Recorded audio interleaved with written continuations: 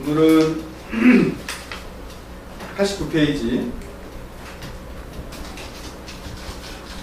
불교란 무엇인가, 불교의 특징에 대해서 알아보겠습니다. 불교의 특징에 대해서 알아보기 전에 먼저 우리 오늘 배울 목표는요, 불교의 종교적 특징을 알아보고 불교에 대한 질문에 답할 수 있도록 알아보겠습니다. 대부분 절에를 왔다 갔다 하는데 누가 야 불교가 뭐야? 하고 물어보면 선뜻 그 다음에 불교 뭐 간단하게 하자면 부처님의 가르침인데 불교가 그런 어떤 종교인가, 종교적 차원에서 그리고 불교의 궁극적인 목적은 또 무엇인가, 이런 것들을 오늘 알아보겠습니다. 먼저 이 종교라는 말이 있어요. 인간과 세상에 대한 궁극적인 가르침을 흔히 종교라고 하는데, 세상엔 종교가 참 많죠. 수백 가지 종교가 있습니다. 대표적으로 불교, 기독교, 천주교, 그다음에 이슬람교, 힌두교, 또 유교도 있죠. 그다음에 조로아스터교니 무슨 희한한 종교들이 굉장히 많아요.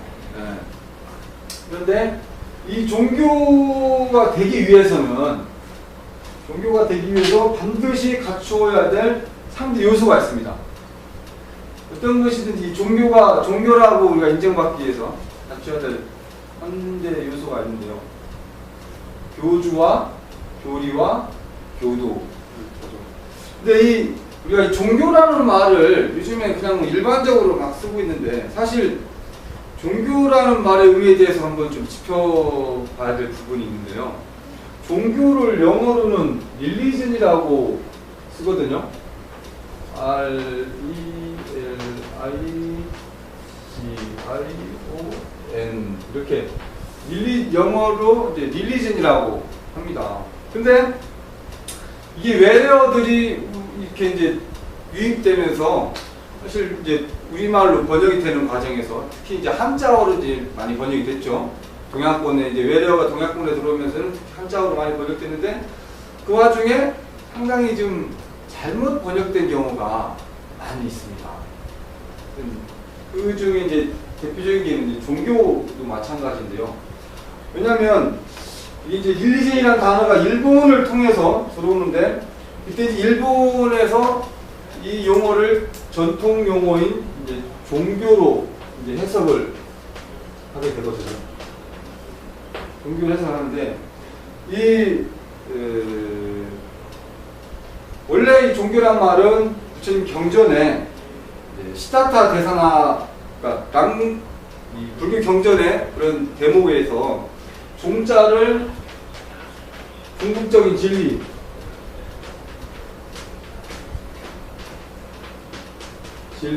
이제 교는 말 그대로 가르침이죠.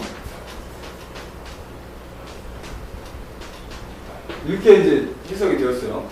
그리고 사실 릴리전이란 말은, 이 릴리전은 어떻게 해석이 되냐면요, 신과 인간의 재결합을 의미한답니다. 신과 인간의 재결합. 그러니까 좀 자세히 알아보면요, 키케르라고 하는 이제 로마 옛날 그 기원전에부터 있었던 로마 학자는 신이나 조상을 숭배하는 것, 이 릴리전에 대해서. 원래 릴리전의 뜻이 이제 원래 이제 부지런함, 성실함 이런 뜻도 있대요. 부지런함과 성실함. 그래서 이렇게 이제 신과 인간의 재결합으로 이제 같이 하는데, 또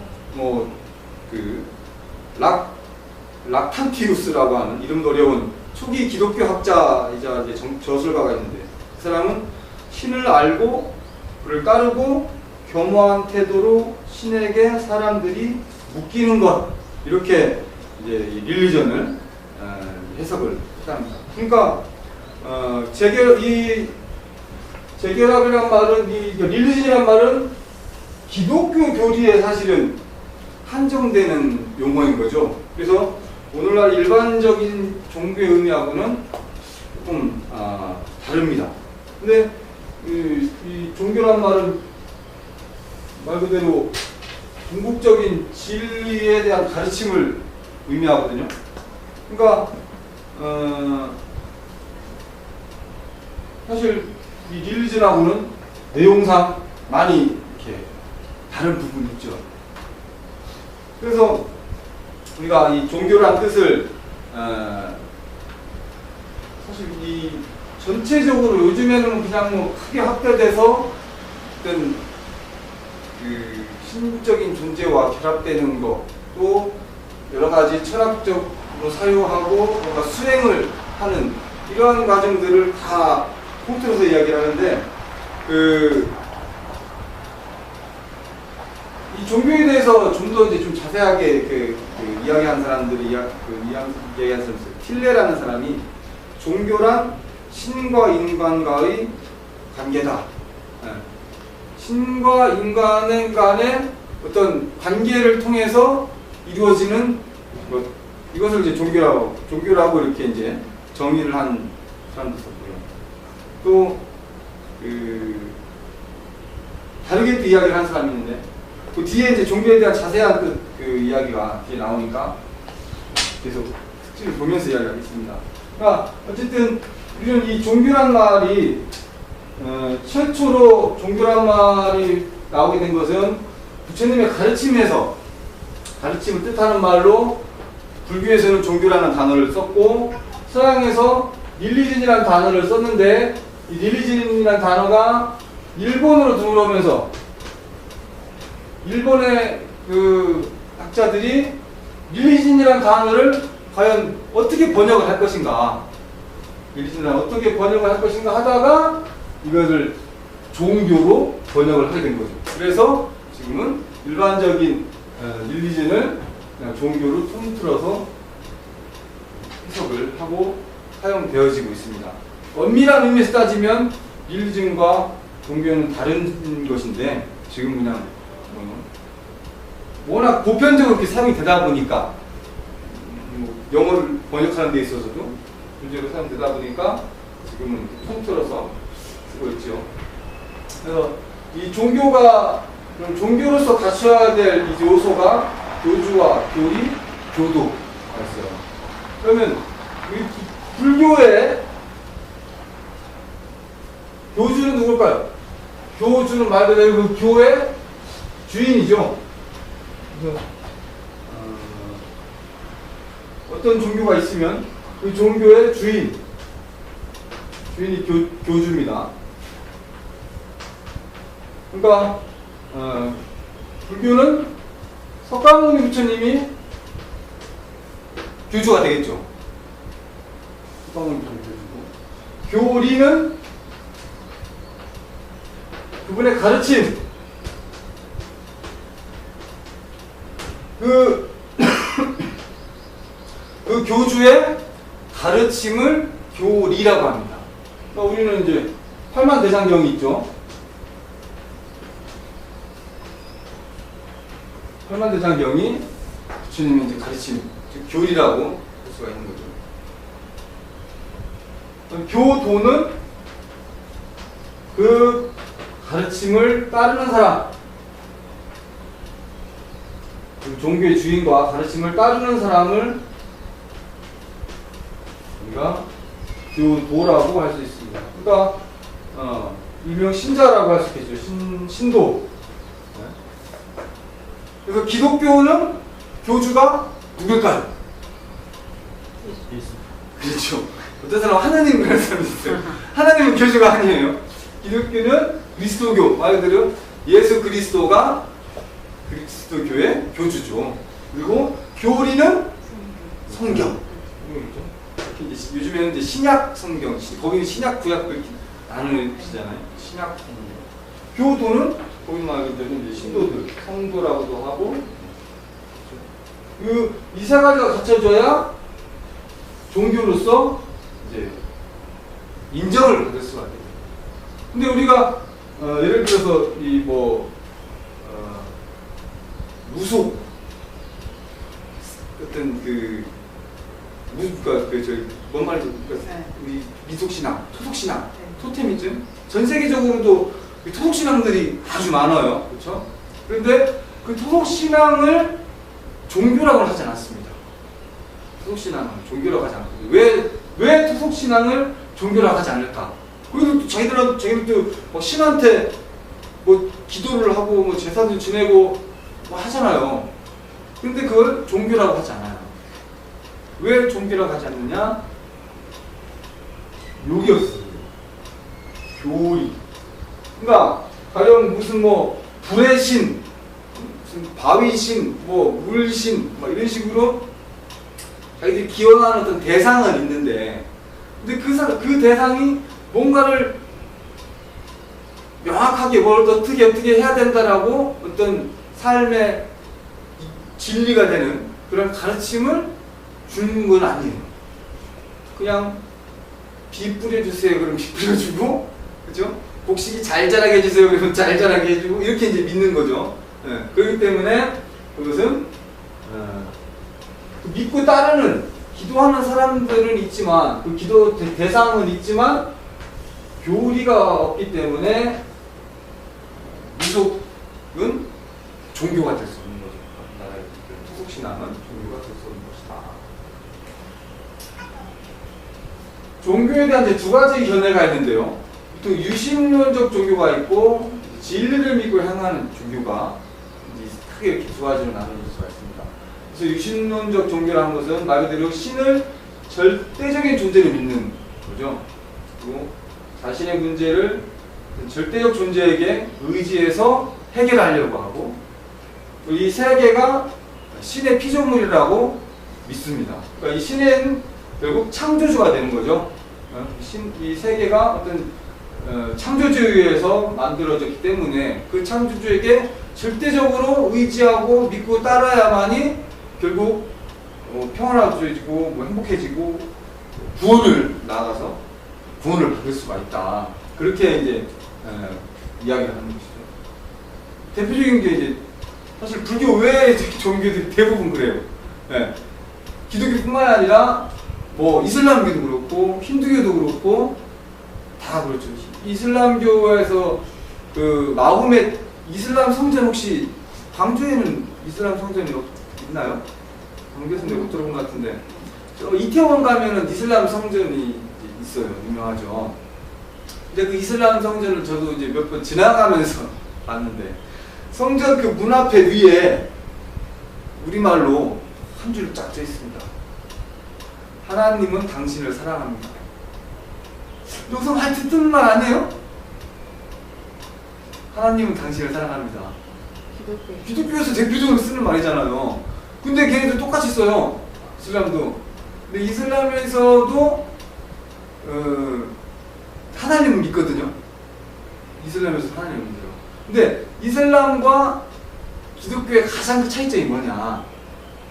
걔네 성지도 예루살렘이잖아요. 거기서 맨날 막 지들끼리 막 치고 싸우고 막 그 성지를 탈환하기 위해서, 그러니까 수천 년 전부터, 수천 년은 아니죠. 한 2000년 이상 됐죠. 근데 싸워왔는데 걔네들의 논리가 뭐냐면 예수 그리스도는 하나님이 첫 번째 보낸 메시아인데 실패한 메시아다.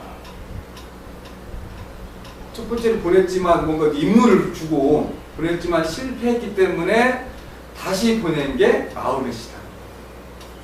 그래서 마호멧이 전한 이야기가 이슬람의 경전이 코란이죠. 코란. 이슬람은 코란이라고 이제 하는데 그러니까 예수는 실패했기 때문에 마호멧의 의지에 의해서 인류는 구원받는다고 이야기하는 거죠. 그러니까 이슬람에서도 똑같이 하나님을 믿어요. 그러니까 알라 신이라고 하는 인물이 그 아이들한테는 그냥 하나님인 거죠. 똑같은 개념으로 이야기합니다. 그래서 우리말로 이슬람 성전에는 하나님은 당신을 사랑합니다 라고 이렇게 있죠. 그러니까 그런 종교들이 뭐 힌두교 같은 경우는 그러니까 브라만에 의해서 창조되고 거기 또 신들이 또 굉장히 많죠. 그래서 그런 유신론적 종교와 진리를 믿고 행하는 종교, 절대적인 신을 인정하지 않습니다. 절대적인 신을 인정하지 않고 인생과 우주의 궁극적인 문제에 대한 해답을 찾으려고 노력을 했죠. 신이나 부처님은 다만 도움은 줄 뿐이고 결국 자신을 구원하고 완성시키는 것은 결국 스스로에게 달려있다라고 하는 것이 대표적으로 불교를 들 수가 있습니다.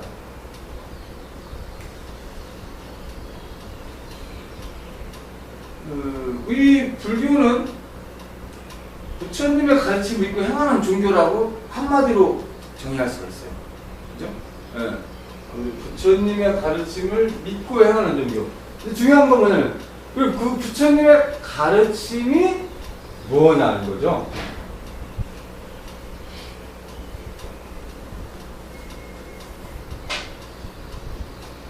그리고 두 번째 특징은 진리를 깨치면 누구나 부처가 될 수 있다는 겁니다. 예를 들면 다른 종교에서는요, 대표 교회에서 아무리 열심히 다니고 아무리 헌금 많이 하고 아무리 봉사 많이 하고 아무리 뭘 열심히 해도 예수가 될 수 있을까요, 없을까요? 없어요. 누가 뭐 가끔 뉴스에 뭐 예전에 요즘에는 좀 잘 안 나오는데 예전에 뭐 예수가 환생했다 그래가지고 뭐 막 이렇게 추정식도 이런 데 나오기도 하고 막 그런 경우 있었는데 그 교회 다니는 사람이 내가 예수다 그러면은 난리가 나요. 예. 혼란 자기들끼리도 굉장히 막 이렇게 혼란스러워하죠. 그럴 수가 없다라는 거죠. 왜냐면 예수님은 하나님의 아들이기 때문에 보통 사람들과는 다른 존재인 거예요. 그런데 불교에서는 진리를 깨치면 누구나 부처가 될 수 있다고 합니다. 그럼 붓다라는 말 자체가 붓다가 깨달은 자거든요.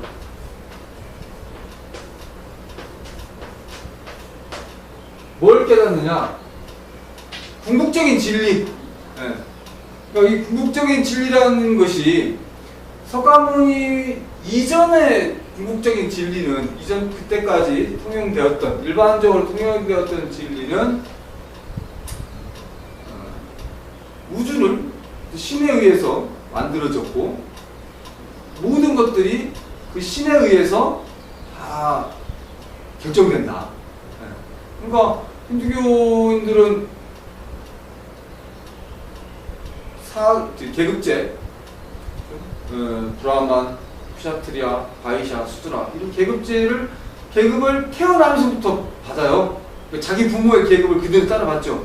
그래서 가령 왕족으로 태어나면 대대로 왕족인 거고 귀족으로 태어나면 대대로 귀족, 상인 계급으로 태어나면 대대로 상인, 그리고 밑에 노예 계급으로 태어나면 대대로 노예 계급. 실제 지금도요. 공식적으로는 계급제가 없어졌거든요.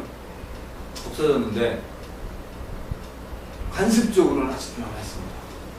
그래서 저희가 예전에 도반들하고 인도 배낭여행을 갔을 때 드라이버가 있었어요. 그러니까 그러니까 운전수, 그 드라이버의 조상은 마차 물던 사람이야. 대대로 마차 물던 집안에서 그 다음에 뭐 이제 릭샤도 몰고 뭐 이렇게 자전거 뒤에 이렇게 자전거에 사람 태워가지고 이렇게 다니는 걸 릭샤라고 하는데 거기서 형편이 좀 나아지면 오토릭샤라고 해서 이제 엔진 달린 오토바이처럼 생긴 이제 릭샤. 거기서 형편이 좀 더 나아지면 자동차를 몰 수 있는 거예요. 그런데 거기를 못 벗어나요. 그 직업에서 뭔가 이렇게 운전해서 사람을 태우고 다니는 이 직업군에서는 다른 직업 선택하기가 힘들어지는 거죠. 물론 지금 선택할 수 있거든요. 자기가 공부 열심히 해가지고 대학 가서 뭐 경영학을 전공해서 회사를 찰 수도 있어요. 지금은. 그런데 대부분의 많은 사람들이 굳이 그렇게 안 한다는 거죠. 그냥 concep적으로 조상태대로 하던 일 그냥 하는 거야. 예. 물론 거기서 조금 더 발전된 일을 이제 하려고 하는 거예요. 그리고 저희랑 이제 드라이버한테 밥 같이 먹자. 우리 와 그랬더니 안 된대요. 왜 괜찮아 와 그랬더니 자기는 우리하고 계급이 다르기 때문에 저희는 성직자잖아요. 그러니까 그 스님들은 최고 계급 브라만하고 같아요. 그러니까 교류하고는 그 드라이버들은 저 밑에 노예 계급이거든요. 나오면 이제 시중을 드는 사람들이니까 엄청난 계급 차이가. 그러니까 자기는 뚝 떨어져서 먹어요. 밥 먹을 때도. 네. 그런 것들이 관습적으로 남아있어요. 그리고 자기들끼리도 가령 뭐 그런 경우 있어요. 버스에서 낮은 계급의 사람이 막 이제 뭐 소란을 좀 피운 거죠. 네. 소란을 피우고 말이니까 거기에 어떤 그 높은 계급, 이제 브라만이 다른 사람들한테 쟤 끌어내. 기사 바로 착 세우고 행패 부는 사람 바로 쳐갖고 끌어내리고 그냥 가고. 그러니까 아직까지도 일반인들한테는 통용이 되고 있는 거죠. 근데 우리 불교는 진리를 깨우치면 누구나 지구화를 막론하고 진리를 깨우치면 부처가 될 수 있다는 거죠. 말 그대로 깨달은 자가 될 수 있다는 거죠. 그래서 그런 진리에 대한 깨달음을 통해서 그리고 삶의 지혜를 습득하는 거죠. 그러니까 우리가 깨달아야 되는 이유가 단순히 열반하고 해탈, 뒤에 이제 열반과 해탈에 대해서 나오겠지만 그냥 이 세상을 지금 끝내기 위해서 깨닫는 것이 아니라 지금 현재의 삶을 더욱 지혜롭게 살기 위해서 깨달으려고 하는 거죠. 끝내고 뭐 일상 그냥 바로 이렇게 사라지려고 깨닫는 것이 여기 보면 우복사 안수정등도라는 이제 그림이 있어요. 안수정등도 불설 비유경이라고 하는 전님 그 경전에 나와 있는 이야기를 이제 그림으로 전번에 왜 그 얘기했었죠. 경전에 나온 어려운 내용을 쉽게 그림으로 표현한 것을 변상도라고 이렇게 하거든요. 그와 마찬가지로 경전에 있는 내용을 그림으로 표현을 하는 거죠. 여기 보면 큰 코끼리가 사람을 이제 뭐 노려보고 있어요. 그러니까 이 사연이 어떻게 된 거냐면 이 사람이 저 넓은 들판을 오다가 갑자기 막 들판에 불이 나고 거기 큰 코끼리가 자기를 막 쫓아오는 거예요. 그래서 도망가다가 이 안수정등이 언덕, 절벽을 뜻하는 언덕 안자, 그 다음에 나무 안수정등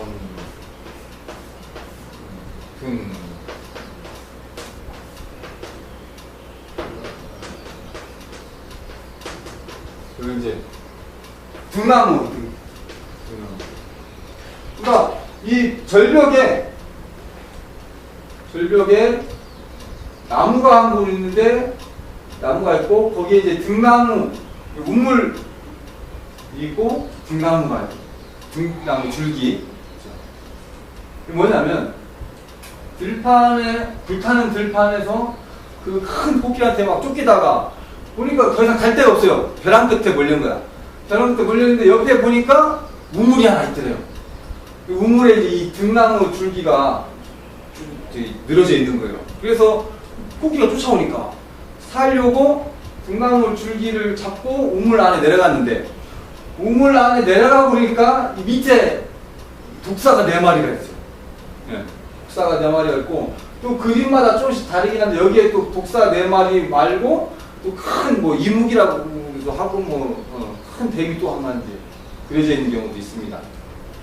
그리고 여기 보시면은 흰지하고 검은지가 등나무 줄기를 이렇게 밟고 있어요. 밟고 있는데 이 사람의 표정이 사실 무서운 표정은 아니야. 왜냐하면 이 위를 보면 여기서 여기랑 여기 보면 벌꿀이 벌집에서 벌꿀이 이렇게 똑똑 떨어져요. 이제 벌꿀이 이제 5방울 떨어진대요. 5방울. 보면 하나, 둘, 셋, 넷, 5 이렇게 5방울 떨어져요. 자, 이 그림이 뭘 표현한 걸까? 뭘 표현한 걸까요? 자, 이 불타는 들판은 육도윤회를 뜻합니다. 중생이 계속 끊임없이 육도윤회를 뜻하는 거고, 이 큰 코끼리는 무명, 어리석음.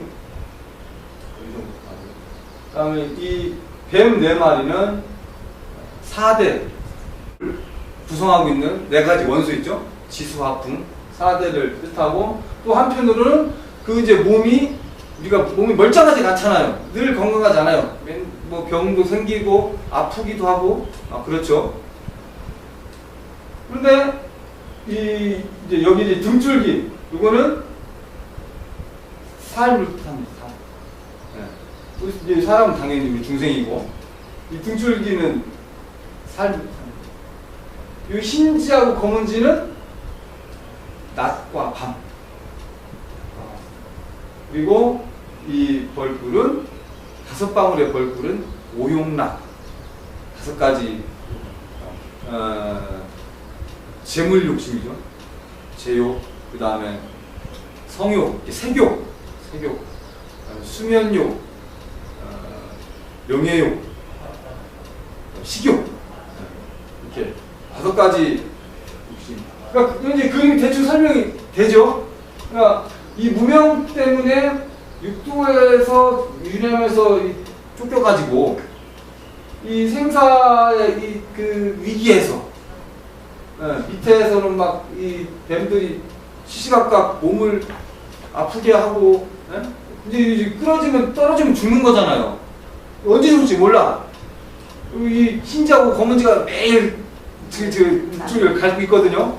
갈아먹는단 말이에요. 이거 언제 떨어질지 몰라요. 이거 쥐가 딱 갈려서 끊어지면 바로 그냥 사망이야. 그런데 이런 위기에서 인간은 요 벌집에서 떨어지는 5방울의 벌꿀에 취해가지고 이 상황을 모르고 있다는 거죠. 지금도 사실 계속 우리는 이 쥐가 갉아먹고 있는 등줄을 잡고 있는 상황인데, 낮과 밤이 매일 반복이 되잖아요. 그러면서 점점 줄기는 가늘어지겠죠. 언제 떨어질지 모르는데, 그걸 벗어나려는 생각보다는 그냥 이 벌집에서 떨어지는 꿀에 취해가지고 벗어나려는 노력조차도, 그것을 인간의 중생의 무명 속에 살고 있는 중생의 삶을 그림으로 표현하고, 부처님의 가르침을 그림으로 표현한 것이 바로 이 안수정등도라고.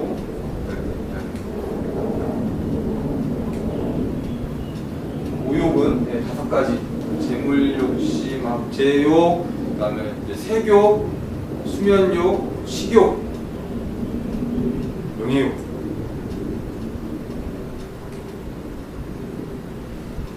우리가 이 무명이라고 얘기할 때 어두운 거죠. 12연기, 연기법, 나중에 이제 연기법도 이제 배우는데, 그 연기법에 처음 나오는 게 무명이에요. 무명이라는 건 뭐냐면 말 그대로 어두운 건데 깜깜한 거죠. 빛이 없어. 깜깜은 이제 어리석다라는 것을 이제 무명에 비유를 합니다. 네. 그러니까 어떤 우리가 행위를 할 때 모르기 때문에 실수를 하는 거거든요. 알면 실수하지 않을 거 아니에요. 그렇죠? 모르기 때문에 우리가 업을 짓고, 뭐 말을 함부로 하면 안 된다. 근데 사실 말을 함부로 하는지 알아요. 아는데 내가 뭐 화가 막 난 순간에는 그걸 까먹어. 그리고 확 말해버려. 그러고 나서 그러면 안 됐었는데, 그러지 말았어야 되는데, 이게 뭐냐면 무명 때문이에요. 어리석음 때문이에요. 그 순간에 내가 깨어있으면 험한 말 하면 안 돼 라고 알고 있으면 그 말을 안 할 수 있는데, 그러면 그에 대한 구업도 짓지 않을 수 있겠죠. 그런데 그 순간에 그걸 깜깜하게. 왜 화나면 아무 생각 안 나잖아요. 깜깜해. 앞뒤 안 재고 그냥 막 성질 나는 대로 해버려. 그게 문명인 거예요. 네. 그리고 그러니까 지혜를 이야기할 때 보통 지혜와 지식의 차이를 이제 간혹 헷갈려 하는 경우가 있어요. 지혜와 지식 어떤 차이가 있을까? 예를 들면요, 이런 거예요. 우리가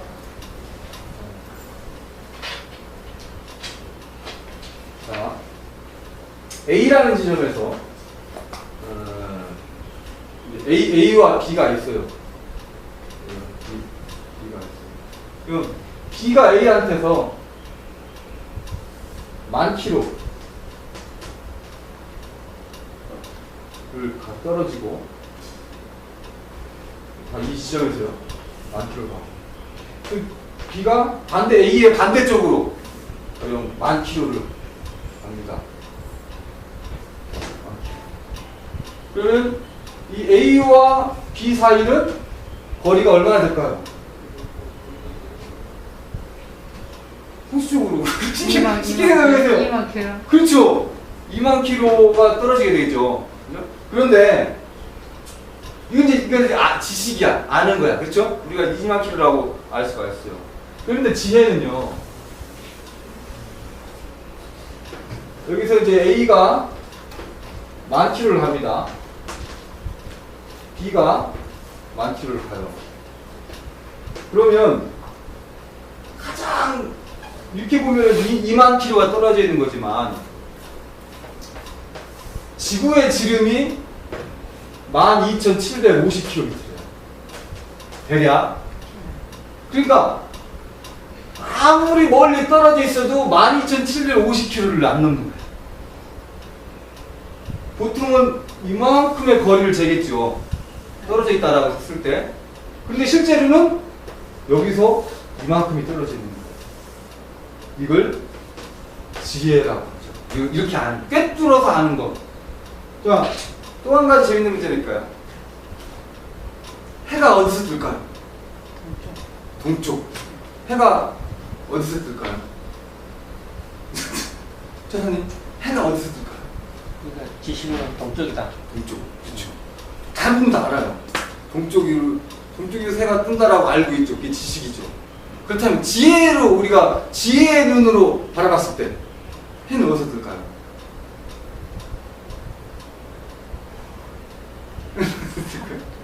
다 아는데 이게 막상 물어보면 벌써 해 당연히 동쪽에 뜬 거 아닌가? 어떤 사람한테 물어봤더니 학생들한테 해가 어디서 뜬 거기서 좀 심오한 생각을 한 친구는 제 마음에서 뜹니다. 이렇게 얘기한 친구도 있고 제가 바라보는 쪽에서 뜹니다. 이거 꽤나 심오한 취업 어쨌든 보는 쪽에서 뜨는 거니까 심오한 이야기를 하는데 좀 더 명확한 그러니까 이거는 틀림없는 지혜예요. 네? 제 말에 아마 공감하실 거예요. 답을 얘기하면 해가 뜨는 것이 아니라 지구가 뜨는 것이죠. 근데 우리는 첫 시작부터 잘못된 오류를 갖고 시작을 하는 거예요. 해가 뜬다. 해가 뜬다는 말 자체가 안 맞죠. 갈릴레이가 그러다가 죽었잖아요. 아니 결국 자기 주장을 이제 굽혔잖아요. 그러면서 돌아서 나오면서 그래도 지구는 돈다. 이런 그게 이제 지식과 지혜의 차이인 거죠. 우리가 지식은 일반적으로 다 알아. 흔히 알고 있는 지식. 그런데 대부분의 사람들이 다 안다고 생각을 해요. 지식을 가지고. 근데 사실은 굉장히 오류가 많다는 거예요. 그런 내가 알고 있다고, 내 생각이 맞다라고 하는 것 중에 틀리는 것이 굉장히 많은 거죠. 그런 지식을 뛰어넘는 지혜. 그것이 우리가 수행을 통해서 얻으려 하는 것이죠. 그것이 바로 깨달음인 것이고요. 부처님 경전 중에 법구경이라는 경전 혹시 읽어보셨나요? 네. 법구경은 인도의 법구라고 하는 스님이 그러니까 이제 부처님의 어록 말씀을 여러 가지 경전 아함경 경전이라든가 기타 여러 가지 경전에서 나타난 부처님의 어록을 모아서 이렇게 이제 편찬을 한 겁니다. 그래서 총 423개의 개송으로 이렇게 이제 이루어졌는데요. 세계 각국의 다양한 언어로 이제 번역이 됐는데, 원래 원본 그 빨리어 그 원본에는 경이란 말은 쓰여있지 않대요. 그런데 그냥 그러니까 중국으로 들어오면서 중국 사람들이 번역을 하는 과정에서 이제 한자로 경이란 말을 이제 붙이게 됐는데, 그 법구경에 보면은 이 핵심적이고, 예, 간략하면서도 다양한 상황에서 깨달음을 주는 그런 내용들이 많습니다. 우리나라에서 번역된 것 중에는 법정 스님의 법구경을 되게 제가 지금 좋아해요. 지금 여러 사람 스님들이 번역한 버전이 있는데요. 법구경이 중에 법정 스님께서 이렇게 번역하신 법구경을 좀 많이 읽었습니다. 혹시 기회 되시면 구경, 그 안에 보면은 잠 못 드는 사람에게 밤은 길고 피곤한 나그네에게 길이 멀듯이 진리를 모르는 어리석은 사람에게 생사의 발길은 길고 멀다, 이렇게 이런 이제 이야기가 나옵니다. 그러니까 우리가 삶이 그렇죠. 예. 뭔가를 알고 사는 것과 모르고 사는 삶. 아까 알면 실수하지 않을 수 있는데 모르기 때문에 자꾸 실수하고 실수를 되풀이하게 되거든요. 예. 그래서 우리가 뒤에 이 무명이라고 하는 것은 아까 얘기했지만 세상의 이치를 바로 알지 못하는 거죠. 이 세상의 이치를 바로 알지 못하기 때문에 고통이 생기는 거예요. 예. 모르고, 가령 어린아이가 뜨거운 거를 만지면 손이 된다는 거를 몰라. 그죠?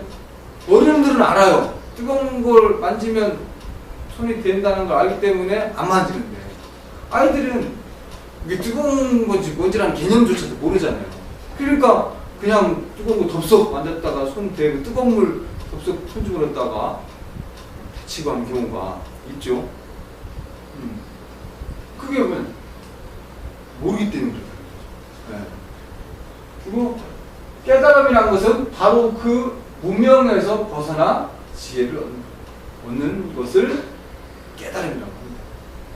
그러니까 예전에 그런 게 있어요.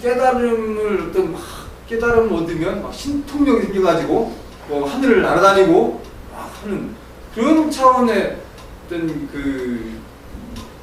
개념으로 잘못 받아들이는 경우가 있었거든요. 깨닫는 거하고 신통력을 얻는 거하고는 다릅니다. 물론 부처님께서는 수행력 때문에 그 깨달음 얻을 때까지의 수행력을 통해서 6가지 신통력을 얻게 됐죠. 부처님 제자 중에도 목련존자는 신통제입니다. 그런데 그 신통력이 수행의 목적이 아닌 거죠. 신통력을 얻기 위해서 수행하는 것이 아니라 수행을 통해서 문명을 완전히 벗어나면 그런 신통력은 자동적으로, 요즘에는 신통력이 생기기가 어렵다. 왜냐하면 신족통, 부처님이 갖고 계신 6가지 신통력이 신족통이라서 어디든지 갈 수 있는 능력. 우리는 비행기 타고 어디든지 갈 수 있잖아요. 하늘을 막 날아다니는 거야. 그쵸? 천안통, 세상 일을 다 불러볼 수 있대요. 볼 수 있는 능력이에요. 우리 인터넷으로 다 보잖아요. 네. 천이통, 모든 멀리 있는 소리까지 다 들을 수 있는 능력. 핸드폰으로 다 이렇게 멀리 있는 소리도 다 듣죠. 네.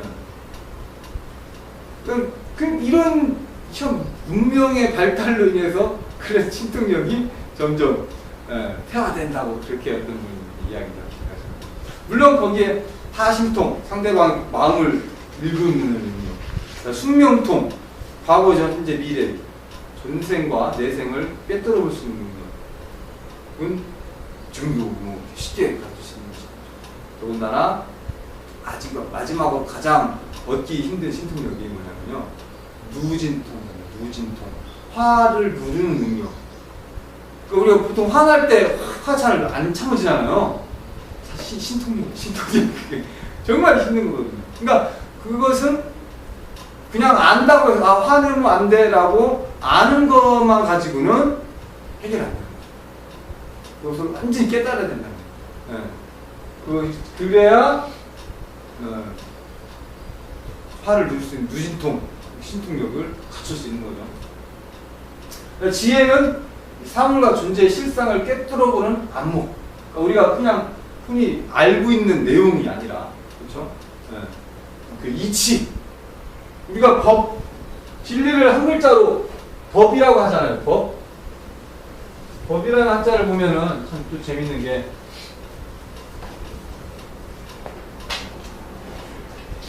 삼수변에 이게 갈 거자를 씁니다. 물이 가는 것. 이 물이 가는 게 법이에요. 물은 위에서 아래로 흐르는 게 이치죠. 그죠? 네. 그러니까 뭐냐면 이치에 맞는 거예요. 법이라는 것이, 진리라는 것이. 네. 왜 흔한 말로 어른들은 그게 다 그런 법이요. 사는 게 다 그런 법이요. 그런 이치라는 거죠. 이치가. 네. 그리고 해탈이란 말은 어디에도 걸림없이 자유롭게 사는 거예요.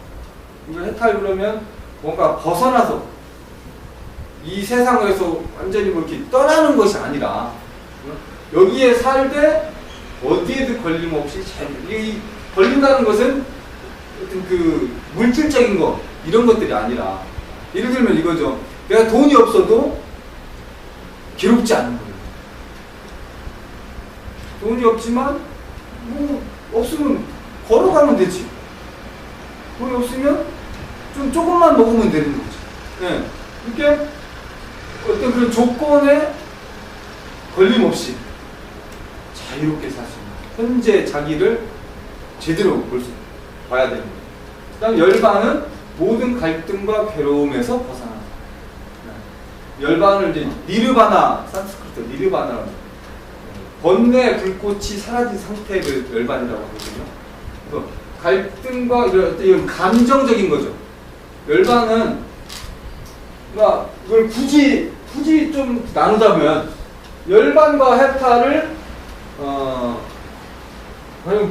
불로 나누는 거 참 하나거든.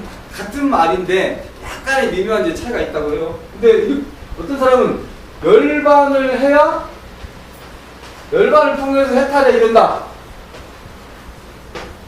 아니다. 일단 해탈을 해야 어떤 속박에서 벗어나야 결국 열반에 이른다.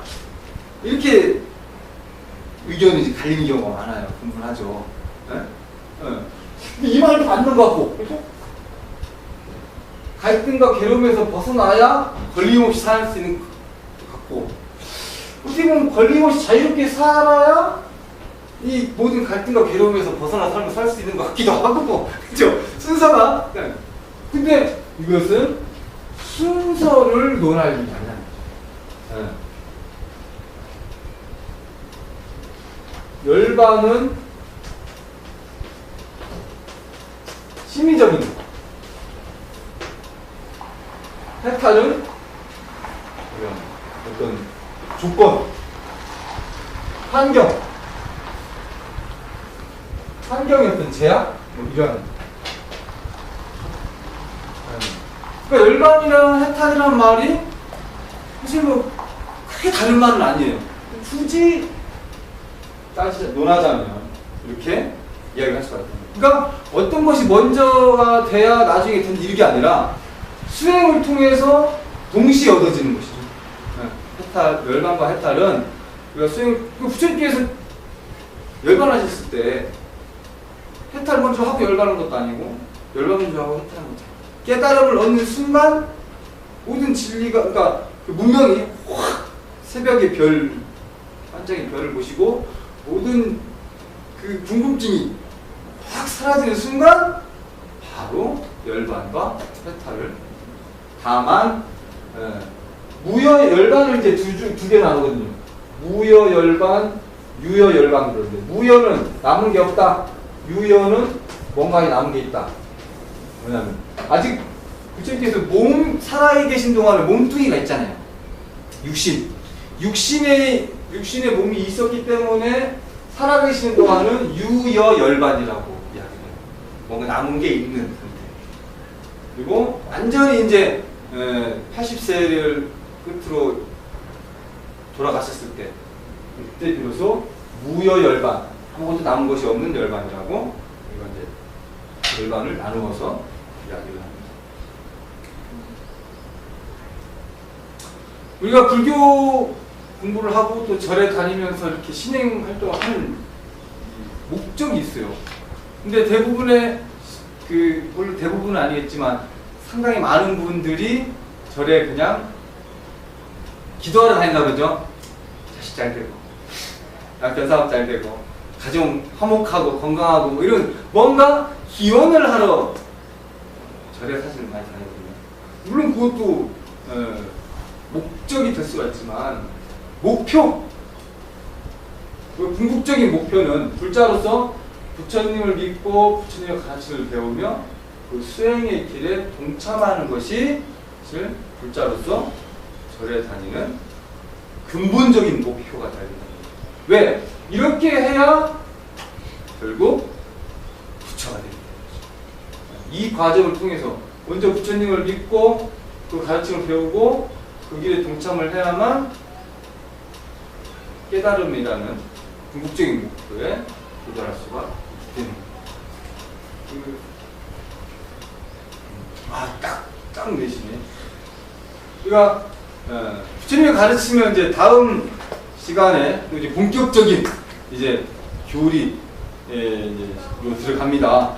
그래서 뭐 삼보에 대해서 알아보고 또 그다음에 삼법인 뭐 사성제, 육바라밀, 팔정도 이러한 이제 조금 복잡해지는 단계로 들어가거든요. 복잡해 그런 분도 있어. 그냥 그런 거 뭐 머리도 나빠서 외우지도 못하니까 그냥 기도만 하란다고 하시는 분들도 계시긴 한데요. 최대한 그래도 저희가 쉽게. 근데 이게 아무리 쉽게 해도 이게 듣는 입장에서는 쉽지가 않은가 봐요. 네, 최대한 열심히 그래도 간단 명료하게 얘기 막 복잡하게 길게 하면 오히려 헷갈리니까 최대한 간단하게 이야기를 같이 나눠보겠습니다.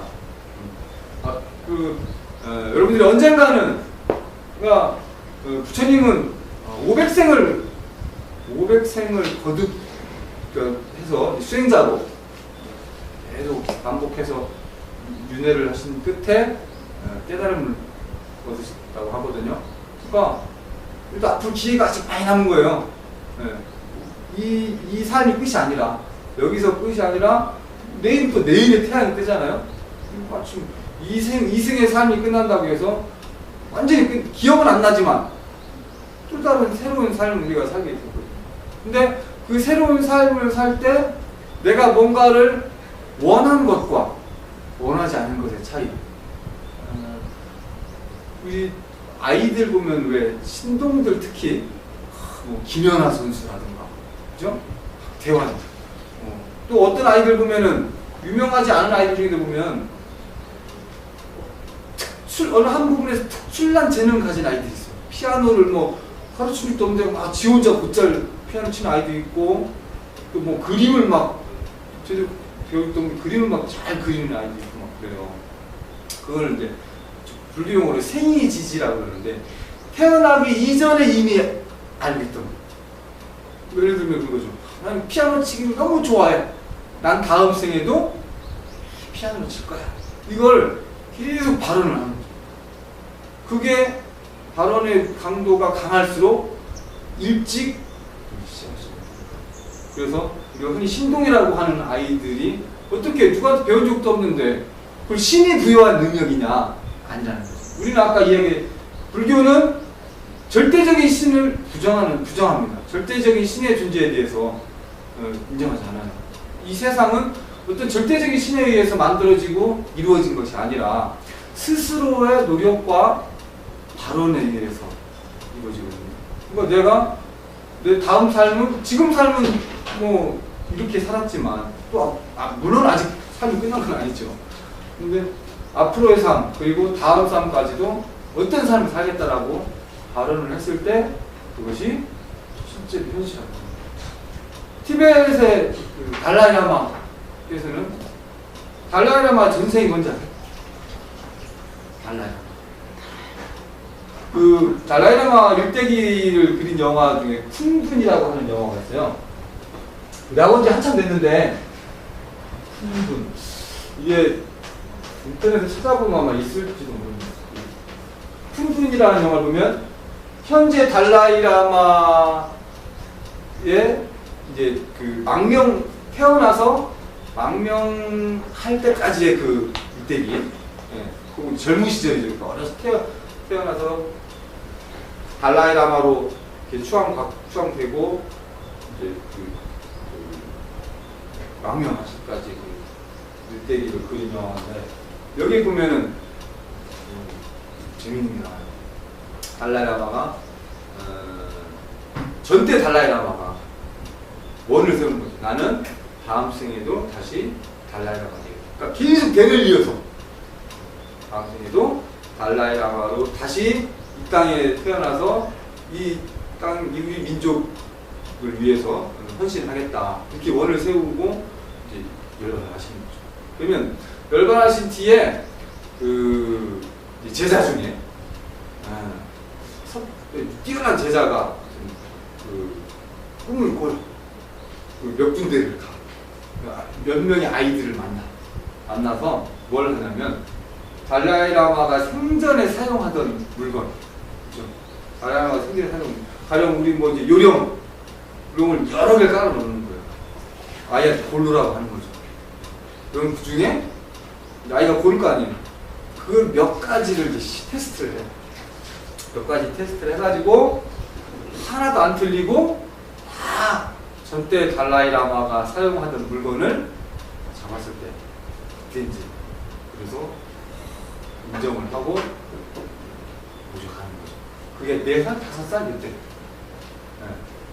그때가 4살, 5살 그때까지는 말로 표현은 안 하지만 전생의 어떤 그 시기 남아 있어가지고 기억을 한답니다. 자기가 쓰던 물건을 이거 내 거 보면서.